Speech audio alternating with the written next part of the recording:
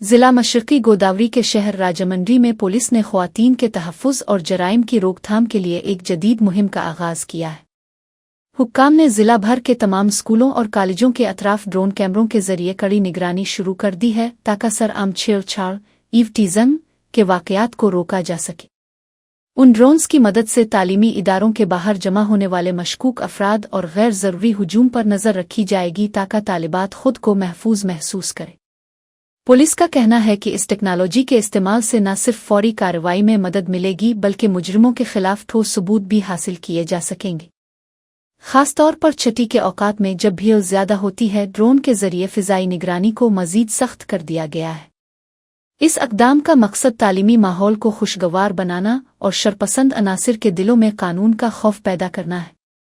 Police نے عوام اور طلباء سے بھی اپیل کی ہے کہ وہ کسی بھی ناخوشگوار واقعے کی اطلاع فوری طور پر کنٹرول روم کو دیں۔